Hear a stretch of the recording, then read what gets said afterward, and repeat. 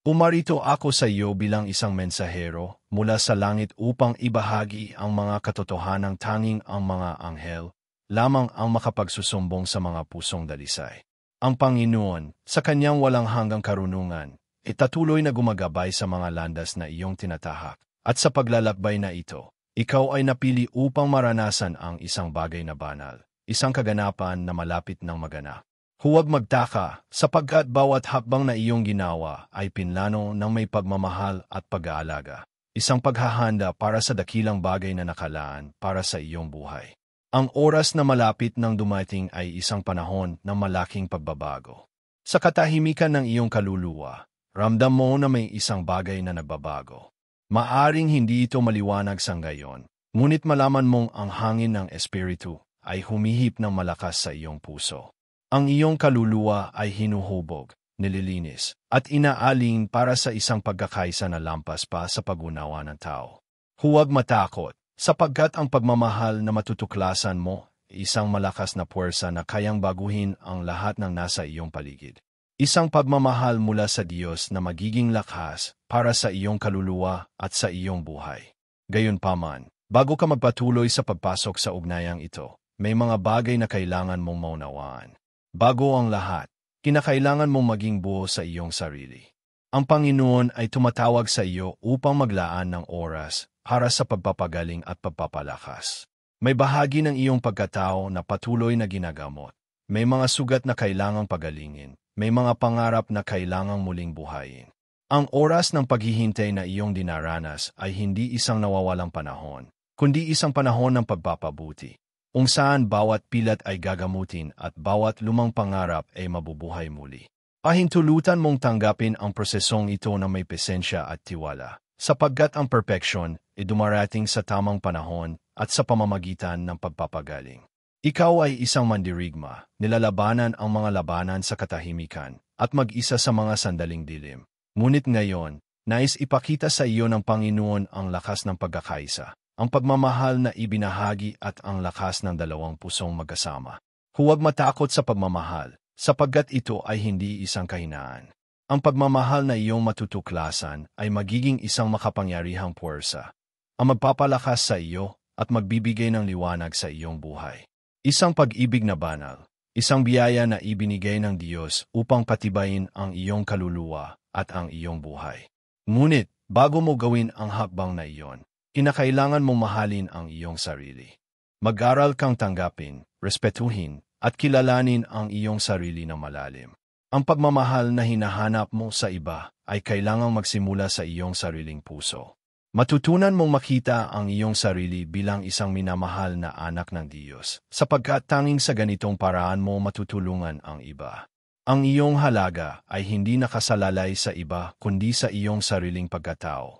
Sa oras na ito, ang Diyos ay gumagalaw sa mga pinakapayak na bahagi ng iyong kaluluwa, nagtatrabaho sa mga bagay na hindi mo nakikita, ngunit napakahalaga para sa iyong kapayapaan at kaligayahan.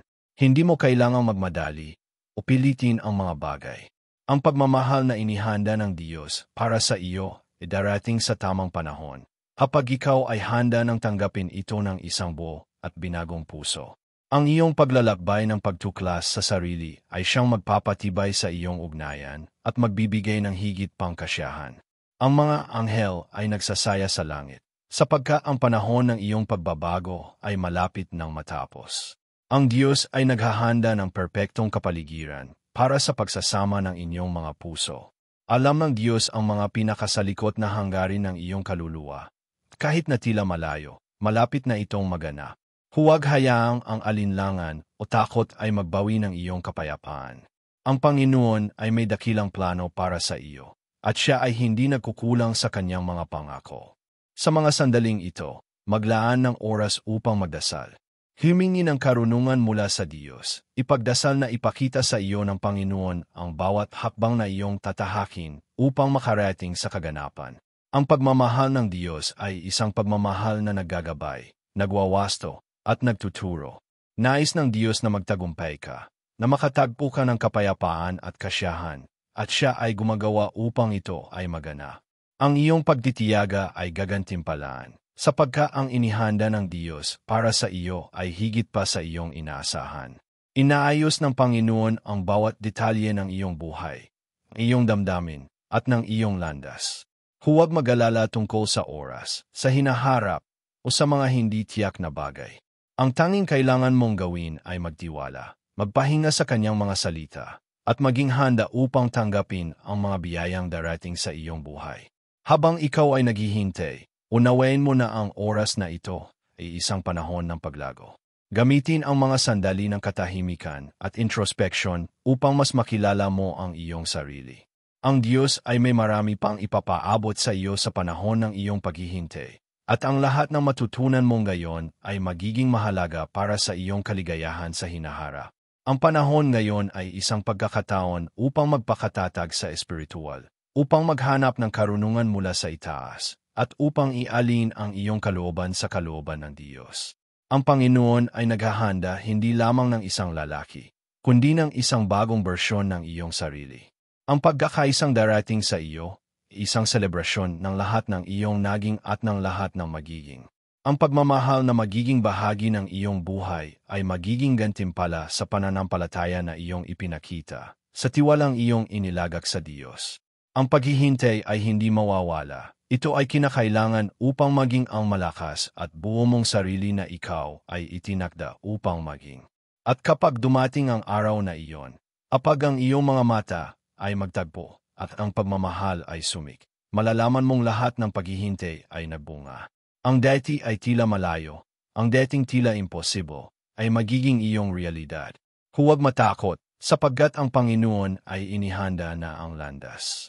Ang iyong paglalakbay, mahal na anak ng Diyos, ay malapit nang makarating sa tugatog. Buong kaligayahan namin binibigyang parangal ang katuparan ng mga pangako ng Diyos sa iyong buhay. Nais kong magpasalamat mula sa kaibuturan ng aking puso sa iyong pagbigay pansin sa mensaheng ito. Ang iyong oras at iyong malasakit ay mahalaga sa ating lahat.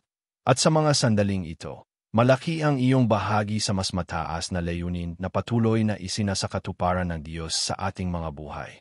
Ipinagpapasalamat ko ang iyong pagiging bukas sa pagninilay at pagtanggap ng mga salita mula sa langit, at ang iyong lakas na ipinapakita sa iyong paglalakbay. Kung natanggap mo ang mensaheng ito sa iyong puso, mangyaring ipahayag ito sa pamamagitan ng pagsasabi ng, "Kaya KNG lahat essay kanya, ay nagpapalakas essay akin." Sa ganitong paraan, ipinapakita mo ang iyong tiwala at pananampalataya sa Diyos na patuloy na gagabay sa iyo. Huwag kalimutan na maging bahagi ng ating komunidad at sumali sa ating channel.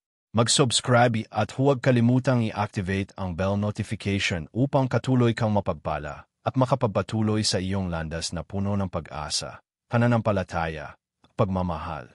Ang iyong pag-subscribe, isang hakbang patungo sa pagtanggap ng mga biyaya at gabay mula sa ating dakilang Ama.